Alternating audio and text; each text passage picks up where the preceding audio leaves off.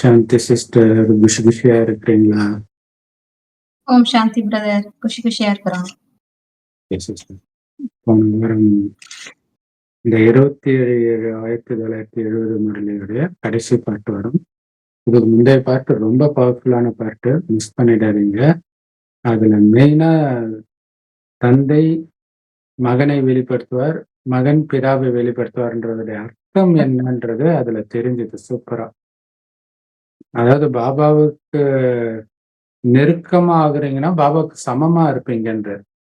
இப்ப பாபாவுக்கு சமமா இருக்கும்போது உங்க முகம் வந்து பாபாவுடைய அறிமுகத்தை கொடுக்கும். நீங்க வாயை திறந்து ரொம்ப சொல்ல தேவையில்லைன்ற, சும்மா ஸ்லைட்டா சொன்னா போதுன்ற. பாக்குறது உங்க முகம், ஆனா ஈர்ப்பு கடவுள்கிட்ட போகும் அப்படிங்கிற. அதுதான் வந்து குறைந்த வருமானத்தில் அதிக பிராப்தின்னு சொல்றது. குறைஞ்ச உழைப்பு ஆனா அதிக பிராப்தி. இயேசுவை பார்த்த உடனே எல்லாம் விழுந்தாங்க. இயேசு ஒன்னும் சொற்பொழிவுலாம் பண்ணல எல்லா இடத்துலயும். அவரை பார்த்த உடனே தவம் கிடக்குறாங்க. சோ என்னன்னா பாபாவையே பாக்குற மாதிரி அந்த கேரக்டர் அப்படி உருவாக்கி இருப்பாங்க. சோ அப்படி ஆகணும், அதான் நம்ம லட்சியம். அதுக்கு ஆக்கார ரூபத்துல இருந்து சாக்கார காரியத்தை பண்ணுங்க. பரிஷ்ட ரூபத்திலே இருந்து காரியம் பண்ணுங்க. உள்நோக்கு முகமும் ஏகாந்தவாசியும் இருக்கணும். அப்பதான் அந்த லட்சியத்தை அடைய முடியும் அப்படின்னு சொல்லி முடிச்சிருந்தார். இப்ப இந்த புது பேரை பார்க்கலாம். பாருங்க சிஸ்டர். சேவையில் எப்பொழுதும் முழுமையான வெற்றிக்காக முக்கியமாக எந்த குணத்தை எதிரில் வைக்க வேண்டியதாக இருக்கிறது? சாகார ரூபத்தில் பிரம்மபாபா விசேஷமாக எந்த குணம் இருந்த காரணத்தினால் வெற்றி கிடைத்தது? எவ்வளவு நன்மை நினைப்பவராக இருப்பாரோ அவ்வளவு அனைவருக்கும் நன்மை செய்வதற்காக பொறுப்பாளராக ஆக முடியும். நல்லதையே நினைப்பவரான காரணத்தினால் உதவி பெறுவதற்கு உரியவராகி விடுகிறார்கள். நான் அனைத்து ஆத்மாக்களுக்கும் நன்மை செய்வதற்கு பொறுப்பாளராக இருக்கிறேன் என்று அப்படி நினைக்க வேண்டும். எனவே ஒவ்வொரு விஷயத்திலும் நன்மையை நினைப்பது, மனதில், வார்த்தைகளில், செயலில் மற்றும் நெருக்கத்தில் நன்மையை நினைப்பவராக ஆக வேண்டும். ஆகிக்கொண்டே இருக்கிறீர்கள், மேலும் ஆகவேதான் வேண்டும். எவ்வளவிற்கு ஒருவர் நன்மை நினைப்பவராக ஆகிறாரோ அவ்வளவு அவர் ஆகர்ஷண மூர்த்தியாகவும் இருக்கிறார். எனவே இந்த முயற்சியில் முன்னேற்றம் அடைந்து பிரத்யட்சதாவில் கொண்டு வர வேண்டும்.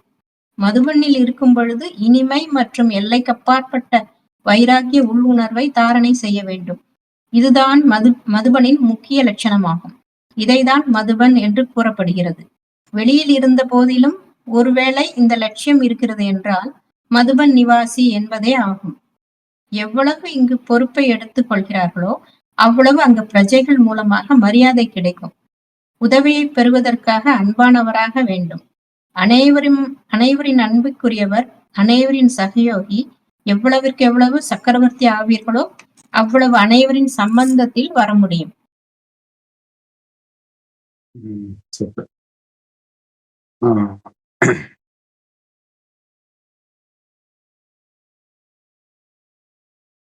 வந்து சேவையில வெற்றி அடையணும்னா விசேஷமாக தாராள மனம் அல்லது நன்மை செய்யற குணம் இத முன்னாடி வைக்கணும் அப்படிங்கிறார்.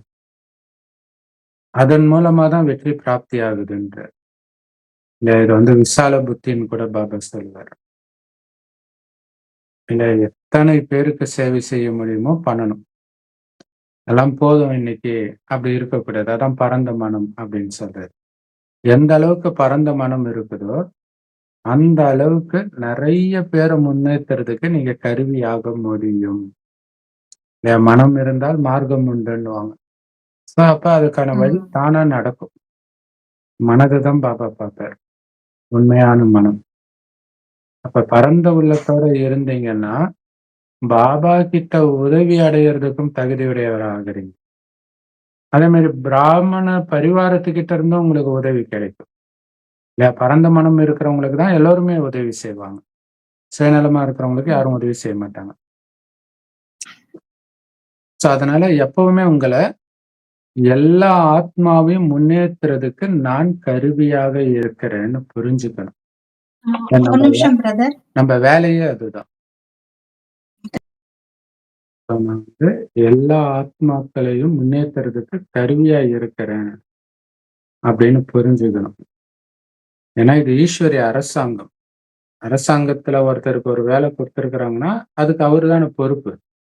அந்த மாதிரி எல்லாரையும் முன்னேத்துற வேலையை எனக்கு கொடுத்திருக்கிறாரு பாபா. அதுக்கு நான் பொறுப்புன்னு புரிஞ்சுக்கணும். அதுக்கு என்ன பண்ணணும்? ஒவ்வொரு விஷயத்திலும் பரந்த உள்ளம் இருக்கணும். இப்ப ஒரு சில தொண்டு நிறுவனங்கள்லாம் பார்த்தீங்கன்னா, ரோட்ல இருக்கிறவங்களெல்லாம் அழைச்சிட்டு போவாங்க. அவங்களுக்கு உடம்பு சரியில்லன்னு அழைச்சிட்டு போவாங்க. அமெரிக்காவுலலாம் அந்த ட்ரக்குக்கு அடிமையா இருக்கிறவங்க ரோட்ல கிடந்தாங்கன்னா, அவங்கள அழைச்சிட்டு போவாங்க. அந்த ஒரு சகிப்புத்தன்மை இருக்கும். சரி. ஏன்னா, இதுக்கு நான் பொறுப்பு அப்படின்னு. அந்த மாரி எல்லாரையும் மாத்துறதுக்கு நான் பொறுப்பு. அதனால ஒவ்வொரு விஷயத்திலும் பரந்த உள்ளம் இருக்கணும். அவர் எம்ஜிஆர் பாட்டுல இருந்த எல்லைகள் இல்லா உலகம் என் இதயமும் அதுபோல் திகழும் அப்படின்னு வரும். சூப்பர் லைன் அது. இல்லையா? அதுக்கும் எல்லையற்ற இருக்கணும். அதனால உங்களுடைய மனதில் வர எண்ணமும் பரந்த மனம் உடையதா தான் இருக்கணும். உங்க வார்த்தைகளும் அப்படித்தான் இருக்கணும். உங்க செயலும் அப்படித்தான் இருக்கணும். தொடர்புகளிலும் பரந்த உள்ளம் கொண்டவர்களாகத்தான் இருக்கணும். அப்படித்தானே இருக்கிறீங்க. ஏன்னா யாரு எந்த அளவுக்கு பரந்த உள்ளம் உடையவர்களாக இருக்கிறாங்களோ அந்த அளவுக்கு அவர்கள் மற்றவர்களை கவர்ந்து இழுக்கக்கூடிய ஆகர்ஷண மூர்த்தியா இருப்பாங்கன்ற. இல்லையா? பரந்த உள்ளம் உள்ளவர்கள் வந்து தானாகவே ஈர்க்கப்படுவாங்க எல்லாராலையும். அது ஒரு முக்கியமான விஷயம் இல்லையா? எம்ஜிஆர் சிவாஜி எம்ஜிஆரை விட எல்லா விதத்திலும் பெட்டர். அவ்வளவு சூப்பரா நடிப்பாரு, எல்லாமே பண்ணுவார். ஆனா எம்ஜிஆர் அந்த பரந்த மனம், யாரை பார்த்தாலும் உதவி பண்றது புடிச்சு இழுத்தது எல்லாரையும். அதுதான் அங்க முக்கியமான விஷயம். இன்னைக்கு கூட யாராவது அரசியலுக்கு வராங்கன்னா எம்ஜிஆர் பேச்செல்லாம் எடுக்காதீங்க, அவரு எவ்வளவு பண்ணியிருக்கிறார் தெரியுமான்னுவாங்க. அதனால அந்த ஆகர்ஷணம் இருந்தது. அதனால இந்த முயற்சியை அதிகப்படுத்தி வெளிப்படையா கொண்டுட்டு வாங்கன்ற. இல்லையா? எல்லாம் அமெரிக்காவுல ஒருத்தர் தப்பு பண்றாங்களா, நாம தான் பொறுப்பு. ஆப்பிரிக்கால தப்பு பண்றாங்க, நம்ம தான் பொறுப்பு. எண்ணத்தின் சக்தியின் மூலமாக அவங்கள மாத்தணும். மதுபன்ல இருந்துகிட்டே இனிமையான எல்லையற்ற வைராக்கிய உள்ளுணர்வை வந்து தாரணை பண்ணணும். அதுல இருந்து படிங்க சிஸ்டர்.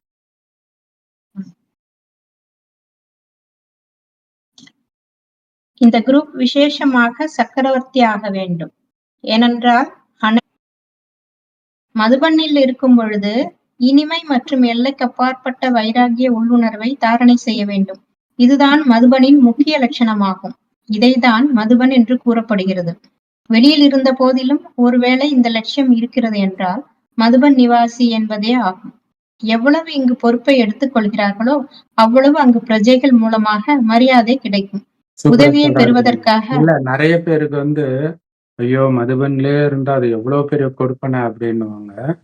அதுக்கு பாபா சொல்றாரு, மதுபன்லே இருந்தா கூட அந்த இனிமைத்தன்மையும் எல்லையற்ற வைராக்கிய உள்ளுணர்வும் தாரணை பண்ணாதான் நீங்க மதுபன் வாசி. இல்லையா? அவ்வளவு இனிமையாகும். அதே நேரத்துல எல்லையற்ற வைராக்கிய உள்ளுணர்வு. எல்லார்கிட்டயும் அன்பாவும் இருப்போம். அதே நேரத்துல புத்தி விலகி பாபா கிட்டயும் இருக்கணும். ரெண்டும் அட் அ டைம்ல இருக்கணும். அப்படி இருந்தாதான் மதுபன் வாசி. மதுபனுடைய லட்சணமே இதுதான். இப்படி வெளியில நீங்க இருந்தா கூட நீங்க மதுபன் வாசி தான்ற. இது எவ்வளவு சூப்பரான விஷயம் இல்லையா? அதனால அது படிங்க சிஸ்டர். இங்க எந்த அளவுக்கு பொறுப்பு எடுத்துக்கிறீங்களோ அந்த அளவுக்கு அங்க பிரஜைகள் மூலம் மரியாதை கிடைக்கும். அப்படின்னா என்ன அர்த்தம்? அந்த அளவுக்கு உயர்ந்த பதவி கிடைக்கும்.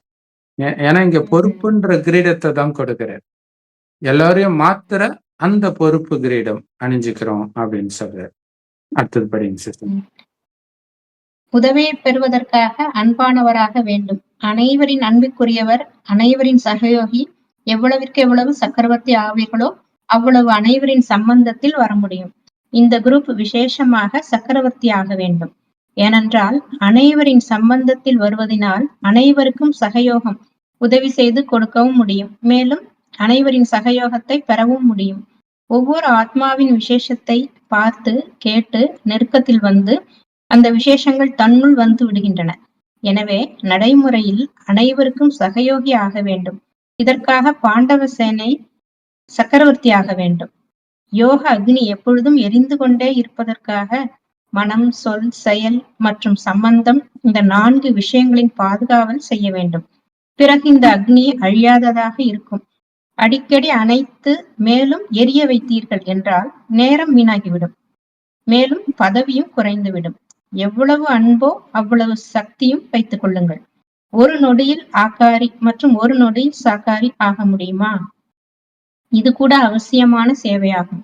எப்படி சேவைக்காக அநேக சாதனங்கள் இருக்கின்றன, அதேபோல் இந்த பயிற்சி கூட அநேக ஆத்மாக்களின் நன்மைக்காக ஒரு சாதனமாகும். இந்த சேவை மூலம் எந்த ஒரு ஆத்மாவையும் கவர முடியும். இதில் எந்த செலவும் கூட இல்லை. குறைந்த செலவில் நிறைந்த பலன்கள் மாதிரி திட்டங்களையும் உருவாக்குங்கள். இப்பொழுது ஒவ்வொருவரிடம் ஏதாவது ஒரு விசேஷ சக்தி இருக்கிறது. ஆனால் அனைத்து சக்திகளும் வந்துவிட்டது என்றால் என்ன ஆகிவிடுவீர்கள்? மாஸ்டர் சர்வ சக்திவான், அனைத்து குணங்களிலும் உயர்ந்தவராக வேண்டும். இஷ்ட தேவதைகளில் அனைத்து சக்திகளும் சமமான ரூபத்தில் இருக்கின்றன. அப்படி இந்த முயற்சி செய்ய வேண்டும். நல்லது.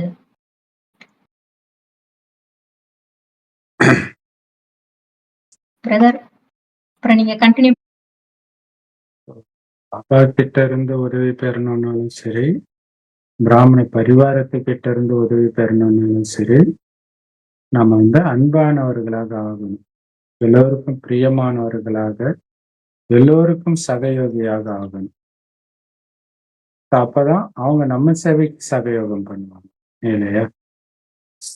எந்த அளவுக்கு சக்கரவர்த்தி ஆகுறீங்களோ அந்த அளவுக்கு எல்லாருடைய சம்பந்தத்திலையும் வர முடியும். எந்த அளவுக்கு சக்கரவர்த்தி ஆகுறீங்களோ அந்த அளவுக்கு எல்லாருடைய சம்பந்தத்திலையும் வர முடியுன்ற. ஸோ சக்கரவர்த்தின்றது உலக மகாராஜா இல்லையா? அப்போ அவர் உலகத்தையே சுற்றி வருவார், அவருடைய கண்ட்ரோல். ஸோ அந்த மாதிரி இப்போ நாம் ஒரே இடத்துல இல்லாமல் எல்லா இடத்திற்கும் போய் சேவை செய்கிறது, அதுதான் சக்கரவர்த்தி ஆகுறீங்க. அதாவது சக்கரம் சுற்றி வரும் இல்லையா? அதுமாரி சுற்றி வந்தீங்கன்னா நிறைய பேருடைய சம்மந்தத்தில் உங்களால் வர முடியும் இல்லை? இப்போ இன்டர்நெட்டில் இருக்கிறதுனால நீங்கள் ஈஸியாக எல்லா நாட்டுக்காரர்கள் பாபா குழந்தைங்களோடையும் பேச முடியும், அஞ்ஞானிகளோடையும் பேச முடியும். இந்த குழுவினர் விசேஷமாக சக்கரவர்த்திகளாக ஆகணுன்றார். ஏன்னா எல்லாருடைய சம்பந்தத்தில் வரும்பொழுது எல்லோருக்கும் உங்களால் உதவி செய்யவும் முடியும், எல்லாருடைய உதவியை நீங்கள் பெறவும் முடியும். ஸோ அது ஒரு பெரிய விஷயம் இல்லையா? லௌகீகத்தில் கூட அந்த மாதிரி இருக்கிறவங்களுக்கு தான் நிறைய ஃப்ரெண்ட்ஸ் இருப்பாங்க. டக்கு டக்குன்னு அவங்க நிறைய பேருக்கு உதவியும் பண்ணுவாங்க, அவங்களுக்கும் உடனடியாக உதவி கிடைக்கும். ஸோ அது மட்டும் இல்லை, ஒவ்வொரு ஆத்மாவுடைய விசேஷத்தை பார்த்து கேட்டு அவங்க தொடர்பில் வர்றதன் மூலமாக அந்த விசேஷ குணம் உங்ககிட்டேயும் வந்துடுது இல்லை? அவங்க தொடர்பில் இருக்க அந்த குணம் நமக்கு வந்துடும். ஸோ அதனால் நடைமுறையில் எல்லோருக்கும் உதவி செய்பவர்களாக ஆகணும். அதுக்காக பாண்டவ சேனை சக்கரவர்த்திகளாக ஆக வேண்டி இருக்கும் இல்லை? எல்லா சென்டரு, வேறு ஸ்டேட்டு, கும்பமேளாக்களும் போய் செஞ்சாங்க. அந்த மாதிரிலாம் சேவை செய்யும்போது நிறைய பேர் பலதரப்பட்டவர்களை பார்க்குறோம், அவங்க தொடர்பு கிடைக்கிது, நிறைய சேவை பண்ணலாம். யோகா அதே நேரத்தில் ரொம்ப முக்கியமானது. சேவையில் யோகா போயிடக்கூடாது இல்லை? ஆரம்பத்தில் சேவை பண்ணும்போது நிறைய சம்ஸ்காரம் முதல் வர்றதுக்கு காரணம் யோக பலம் இல்லாதது தான். ஸோ அதனால் யோக அக்னியும் சதா எரிஞ்சிட்டு இருக்கணும், எல்லார் தொடர்புலையும் வரணும். அதே நேரத்தில் உங்கள் எண்ணத்துக்கும் வார்த்தைக்கும் செயலுக்கும் சம்பந்தத்துக்கும் காவலாளி வைக்கணும். அது இஷ்டத்துக்கு எண்ணத்தை உருவாக்கிட்டு இஷ்டத்துக்கு வார்த்தையை பேசிட்டு அஞ்ஞானிகள் மாதிரி இருக்கிறது கிடையாது. காவலாளி பாபாவுடைய ஸ்ரீமத் படி தான் பேசணும். எல்லாத்துக்கும் மேலே பாபா நினைவு கட்டாகாமலே இருக்கணும், அதுதான் ரொம்ப முக்கியம் இல்லையா? அப்போ அன்பாகவும் இருக்கிறீங்க, விலகியும் இருக்கிறீங்க, அதுதான் சக்திசாலியாக இருக்கிறீங்கன்னு சொல்கிறது. ஸோ அப்போ இந்த யோக அக்னி அழிவற்று இருக்கும். ஏன்னா அடிக்கடி இந்த யோக அக்னி அணையிறது, பிறகு எரிய வைக்கிறது அப்படின்னு இருந்தால் டைம் வேஸ்ட் ஆகிடுது. இல்லை, பக்தி மார்க்கத்திலே அணையா தீபம்ன்ற அந்த வார்த்தை இருக்குது இல்லையா? ஸோ அப்படி அணைஞ்சு எரிஞ்சதுன்னா பதவி குறைஞ்சிடும். பக்தி மார்க்கத்தில் கூட விளக்கு ஏற்றும் போது நடுவில் அணைக்க மாட்டாங்க, அபசகுனன்ட்டு. ஸோ அப்படி அணைஞ்சு எரிக்கக்கூடாது, அதில் டைம் வேஸ்ட் ஆகிடுது, அப்போ பதவியும் குறைஞ்சிடும். எந்த அளவுக்கு மற்றவர்கள் மேலே அன்பு இருக்குதோ அதே அளவுக்கு சக்திசாலியாகவும் இருக்கணும் அப்படின்னு அர்த்தம். விலகியும் இருக்கணும். விலகி இருக்கக்கூடியது தான் சக்தின்றது. இல்லை, ஒருத்தர் ஒரு தடவை பார்த்த உடனே டக்குன்னு லவ் பண்ணிட்டாங்க அப்படின்னா, நான் என்ன அவ்வளோ பலகீனமானவங்களா பார்த்த உடனே லவ் பண்ணுறதுக்குன்னு கேட்பாங்க அஞ்ஞானத்திலே. ஸோ அந்த மாதிரி எடுத்த உடனே போய் அப்படியே பற்றில் ஒட்டிக்கக்கூடாது, எப்போவுமே ஒட்டிக்கக்கூடாது. எடுத்த உடனேன்னு இல்லை, எவ்வளோ நாள் ஆனாலும் பற்றில் ஒட்டிக்கக்கூடாது. அதுக்கு பேர் தான் சக்திசாலியாக இருக்கிறது. ஆன்மீக அன்பு இருக்குது, ஆனால் சக்திசாலியாக விலகி இருக்கிறோம். அதுக்கு என்ன பண்ணணும்? ஒரு வினாடியில் ஆகாரி, அடுத்த வினாடியே சாக்காரி, அப்படி ஆக முடியுமா? மாறி மாறி. இதுவும் அவசியமான சேவை இல்லையா? நீங்கள் அப்படி மாற தான் அவங்களுக்கும் அது அனுபவமாகும். சேவைக்கு பலவிதமான சாதனங்கள் இருக்குது இல்லையா? அதே மாதிரி இந்த பயிற்சி கூட பல ஆத்மாக்களின் நன்மைக்கான ஒரு சாதனம்தான். ஒரு வினாடியில் சாக்காரி, அடுத்த வினாடியே ஆக்காரி, அப்படி மாறி மாறி பயிற்சி பண்ணுறது. இந்த சேவை மூலமாக எப்படிப்பட்ட ஆத்மாவையும் உங்களால் ஈர்க்க முடியும் இல்லையா? அன்பாகவும் இருக்கிறோம், அதே நேரத்தில் விலகியும் இருக்கிறோம். அப்போ அந்த ஆகர்ஷண மூர்த்தியாகவும் இருக்க முடியும். இதில் எந்த செலவும் கிடையாது. ஸோ அதான் தாராள மனசோடு இருக்கணும்னாரு இல்லையா? ஸோ சக்கரவர்த்தியாக சுற்றி வந்து எல்லாருடைய தொடர்புலையும் இருந்து அவங்களுடைய தெய்வீக குணத்தை கிரகிக்கணும், அதே நேரத்தில் விலகியும் இருக்கணும். அப்படி நீங்கள் இருந்தீங்க அப்படின்னா எல்லோரையும் ஈர்க்க முடியும், எப்படிப்பட்ட ஆத்மாவையும் இருக்க முடியுன்ற. இதுக்கு எந்த செலவும் கிடையாது. இதுக்கு பேர் தான் குறைஞ்ச செலவில் அதிக லாபம். அந்த மாதிரி பிளான் பண்ணுங்க. இப்போ எல்லா பாபாவுக்கு வந்துக்கிட்டும் ஏதோ ஒரு விசேஷ சக்தி கண்டிப்பாக இருக்குது. ஆனால் எல்லா சக்திகளும் ஒருத்தர்கிட்டே வந்துடுச்சின்னு வச்சுக்கோங்க, பிறகு என்ன ஆவீங்க? மாஸ்டர் சர்வசக்திவான் ஆவீங்க. ஸோ அது நிறைய பேர் தொடர்பில் வரும்போது நம்ம அதை பார்க்கலாம். ஒருத்தர் ரொம்ப டென்ஷனாக இருப்பாங்க, இன்னொருத்தர் அமைதியாகவே இருப்பாங்க. எப்படி இவ்வளோ டென்ஷனாகி அமைதியாக இருக்கிறாங்க? அது நம்மளை பிடிச்சி இழுக்கும். ஸோ அதுதான் அந்த தாராள மனசுன்றது. அப்போ அந்த குணம் நம்மளும் தாரணை பண்ணுவோம். ஸோ மெயினாக இந்த ராமாயணம், மகாபாரதம், பைபிள்லாம் படிக்கும்போதும் கூட இந்த குணம் நமக்கு தாரணை ஆகும். மாஸ்டர் சர்வசக்திவான் ஆகிடுவீங்க. எல்லா குணங்களிலும் சிரேஷ்டமானவர்களாக ஆகணும், உயர்ந்தவர்களாக ஆகணும். ஏன்னா நீங்கள் எல்லா பக்தர்களுடைய இஷ்ட தேவதைகள் இல்லையா? இஷ்ட தேவதைகள் கிட்ட அனைத்து சக்திகளும் சமமான ரூபத்தில் இருக்கும். அதனால் நீங்கள் இந்த முயற்சி பண்ணணும். இல்லை, சர்வசக்திகளும் சமமான ரூபத்தில் இருக்கணும் அப்படின்னு முயற்சி பண்ணணும். அதுக்கு எல்லார்கிட்ட இருந்தும் கிரகிக்கணும். அதுக்கு தாராள மனசோட சக்கரவர்த்தி மகாராஜாவாக எல்லாருடைய தொடர்புலையும் வரணும், அன்பாக இருக்கணும், சகயோகம் பண்ணணும், சகயோகம் பெறணும், அதே நேரத்தில் சக்திசாலியாக இருக்கணும். யோகா அக்னி அணையாமல் பார்த்துக்கணும். செம பவர்ஃபுல் முரளி. ஓம் சாந்தி. ஸோ இந்த முரளி முடிஞ்சிச்சு. அடுத்த முரளி அடுத்த வீடியோவில் பார்க்கலாம். தேங்க்ஸ் ஃபார் வாட்சிங்.